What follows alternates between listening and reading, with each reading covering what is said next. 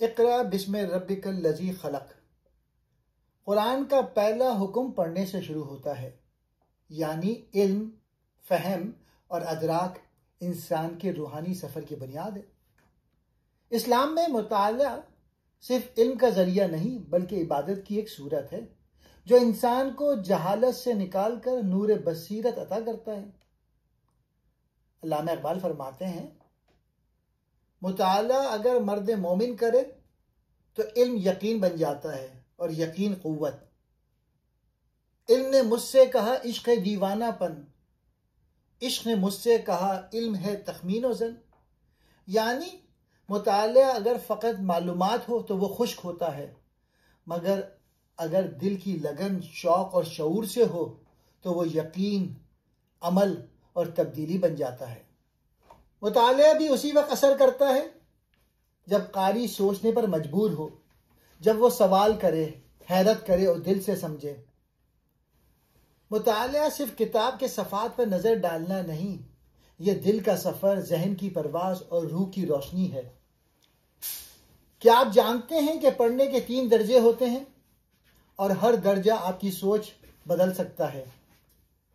پہلا ہے تفریحی مطالعہ، بس دل بہلانے کے لیے، جیسے ناول، افسانے یا مزاحیہ کالم۔ دماغ کی چھٹیاں، کوئی ذہنی مشقت نہیں۔ دوسرا ہے معلوماتی مطالعہ، تعلیمی یا دینی کتاب۔ یہ پڑھائی آپ کو نئی معلومات دیتی ہے، لیکن شرط یہ ہے کہ آپ پہلے سے تھوڑا بہت جانتے ہوں۔ تیسرا ہے فہم و ادراک، پس منظر، غور سے پڑھتا ہوا قاری، نوٹس لیتا ہوا۔ یہ ہے اصل مطالعہ، جہاں آپ مصنف کی سوچ تک پہنچنے کی کوشش کرتے ہیں، سوال اٹھاتے ہیں، خود جواب ڈھونڈتے ہیں اور سچ کو پہچاننے کی جدوجہد کرتے ہیں۔ مطالعہ صرف پڑھنا نہیں، یہ سوچنے، سمجھنے اور بدلنے کا فن ہے۔ کتاب کیسے پڑھنی چاہیے؟ اس کتاب میں مطالعہ یعنی پڑھنے کے عمل کو ایک فن کے طور پہ پیش کیا گیا ہے، یعنی ذہانت و محنت کے ذریعے خود کو ارتقا دینا۔ مطالعے کے 3 مقاصد مصنف نے بتائے ہیں: تفریح، معلومات اور فہم و ادراک۔ سب سے بہتر جو ہے وہ تیسرا ہے، فہم و ادراک، سب سے گہرا مقصد، جہاں پڑھنے والا شعوری کوشش سے مصنف کی سمجھ تک پہنچنے اور خود سوالات کو جواب دے۔ کتاب کا مطالعہ، اچھا مطالعہ، فعال ہونا ضروری ہے۔ یعنی محض الفاظ پڑھ لینا کافی نہیں، بلکہ سوالات کرنا، جیسے مصنف کیا کہنا چاہتا ہے، کیوں، غور و فکر کرنا اور خود جواب تلاش کرنا۔ اس میں ذہنی صلاحیتیں، مثلا مشاہدہ، حافظہ، تخیل اور تنقیدی تجزیہ شامل ہے، جو بغیر کسی رہنمائی کے خود سوچ کر سیکھنے کی صلاحیت کو بڑھاتے ہیں۔ پڑھنے کا فلسفی، دراصل یہ وہ عمل ہے جس میں ذہن کسی قابل لکھائی کو پڑھ کر خود کو فلسفیانہ سطح پر بلند کرتا ہے، بغیر باہر کی کسی معاونت کے۔ اس لحاظ سے پڑھائی اور تدریس کے علامتی معنی مابین فرق کرنا ضروری ہے۔ رسمی استاد سے سیکھنا ایک طرح کی ہدایت ہے۔ کتاب اپنے اندر بصیرت لاتی ہے، مگر اس کا جواب آپ کو خود تلاش کرنا پڑتا ہے۔ مطالعے کا فن صرف کتابیں پڑھنے کا نام نہیں، بلکہ ایک علمی عمل ہے جس میں پڑھنے والا خود سے سوال پوچھتا ہے، سوچ اور غور و فکر کے ذریعے جواب ڈھونڈتا ہے، اور یوں مصنف کے فہم کے برابر یا اس سے بالاتر پہنچنے کی کوشش کرتا ہے۔ یہ کتاب اس بات پر زور دیتی ہے کہ مطالعہ صرف معلومات نہیں بلکہ فہم اور ذہنی ترقی کا ذریعہ بھی ہے۔ اب میں تینوں مطالعے کو ایکسپلین کرتا ہوں۔ تفریح والا، ہلکی پھلکی کتابیں، کم ذہنی مشقت۔ یہ وہ قسم کی کتابیں ہوتی ہیں جنہیں ہم آرام، فرصت یا دل بہلانے کے لیے پڑھتے ہیں۔ ان میں علمی گہرائی کم اور ذہنی مشقت معمولی ہوتی ہے۔ مقصد صرف لطف حاصل کرنا یا وقتی طور پر دماغ کو ہلکا کرنا ہوتا ہے۔ اب ان کی کیا خصوصیات ہیں ان کتابوں کی؟ سادہ زبان اور اسلوب، ایسی کتابیں عموماً پیچیدہ الفاظ یا فلسفیانہ خیالات سے پاک ہوتی ہیں۔ مثال کے طور پہ ناول، افسانے، کامیڈی، سفر نامے، بچوں کی کہانیاں۔ دوسرا، ذہنی دباؤ سے نجات۔ جب ذہن تھکا ہو یا طبیعت میں بوجھ ہو تو یہ مطالعہ دماغی سکون دیتا ہے۔ شوقیہ مطالعہ، تفریحی مطالعہ اکثر شوق کی بنیاد پر ہوتا ہے، کسی لازمی ضرورت پر نہیں۔ کوئی گہرا تجزیہ درکار نہیں۔ قاری سے یہ توقع نہیں ہوتی کہ وہ اس پر سوال اٹھائے یا سوچے کہ مصنف نے کیا کہنا چاہا ہے۔ اب دوسرا ہے معلوماتی مطالعہ، علم حاصل کرنے کا ذریعہ۔ یہ مطالعہ اس لیے کیا جاتا ہے تاکہ ہم نئی معلومات حاصل کر سکیں، کسی موضوع کو سمجھ سکیں اور اپنے علم میں اضافہ کریں۔ اس کا مقصد صرف تفریح نہیں بلکہ تعلیم و آگاہی حاصل کرنا ہوتا ہے۔ اب اس کی خصوصیات کیا ہیں؟ معلومات کی منتقلی۔ اس قسم کی کتابیں ہمیں کوئی ٹھوس معلومات دیتی ہیں، جیسے تاریخ، سائنس، مذہب، سیاست، صحت وغیرہ۔ تحقیق اور فہم کا تقاضا۔ ان کتابوں کا مطالعہ کرتے وقت ہمیں دھیان دینا پڑتا ہے اور گہری توجہ کے ساتھ پڑھنا پڑتا ہے۔ پیشگی علم کی موجودگی۔ مصنف یہ فرض کرتا ہے کہ قاری کچھ بنیادی سمجھ بوجھ رکھتا ہے، یعنی قاری مکمل نیا نہیں بلکہ کسی حد تک موضوع سے آشنا ہے۔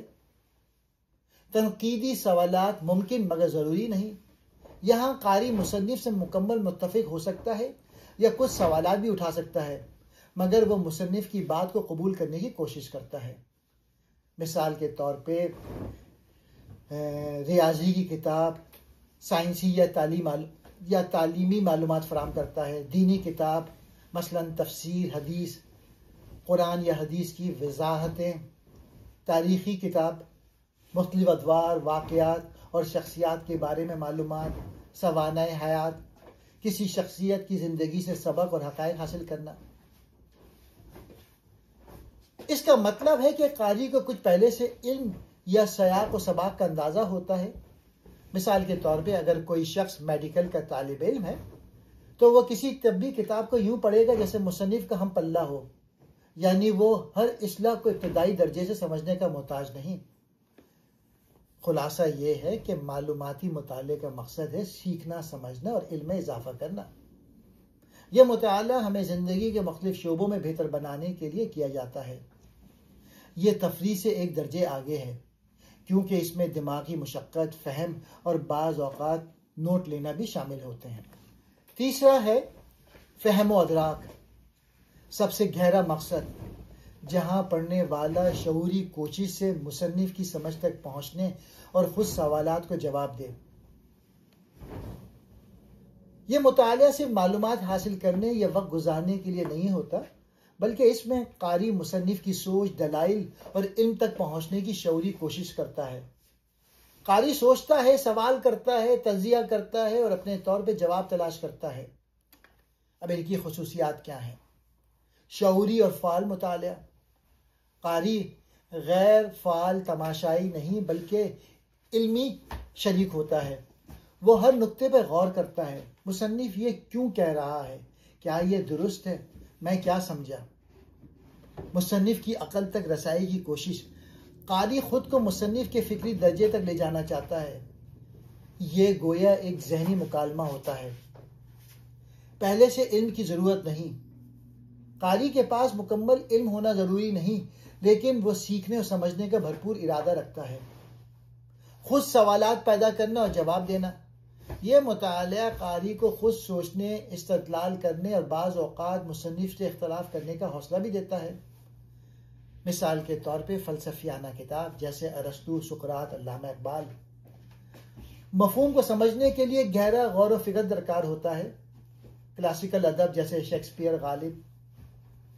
استعارے، علامتیں۔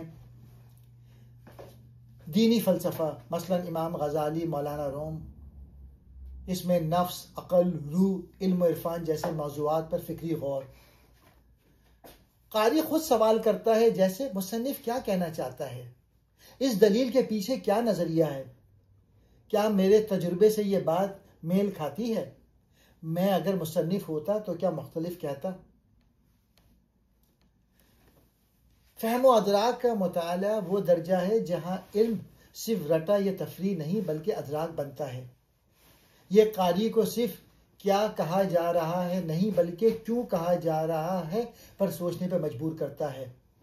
ایسا مطالعہ زندگی کا زاویہ بدل سکتا ہے کیونکہ اس سے شخصیت میں عقلی، فکری اور اخلاقی پختگی آتی ہے۔ مطالعے کا فن بڑی حد تک زندگی کو بہتر طور پہ سمجھنے کا عمل ہے۔ وہ زندگی جو ہم ایک کتاب میں ملے تجربے سے حاصل کرتے ہیں۔ یہ قول اس بات کی جانب اشارہ کرتا ہے کہ مطالعہ صرف الفاظ کا مجموعہ نہیں بلکہ زندگی کا فہم ہے۔ مطالعہ ایک پرجوش، شعوری اور تمیز سے بھری ہوئی تلاش ہونی چاہیے، تلاش ہماری اپنی شناخت کی۔ اصل بات یہ نہیں کہ ہم نے کتنا پڑھا بلکہ یہ ہے کہ اس مطالعے نے ہمارے اندر کیا تبدیلی لائی، معلومات کو جذب کر کے علم بنایا۔ مطالعے کا فن ہوتا ہے، سوچنے کا فن ہوتا ہے اور لکھنے کا بھی فن ہوتا ہے۔ یہ حصول علم کے 3 بنیادی ستونوں کی نشاندہی کرتا ہے۔ مطالعہ صرف پڑھنے کا عمل نہیں بلکہ زندگی کو سمجھنے، فکری شعور کو بڑھانے اور اپنے اندر سوچ و ادراک پیدا کرنے کا ذریعہ ہے۔ ایک عمدہ مطالعہ محسوس کرنے، تجزیہ کرنے اور خود کو دریافت کرنے کا سفر ہے، نہ کہ صرف الفاظ کی سطح پر رہنا۔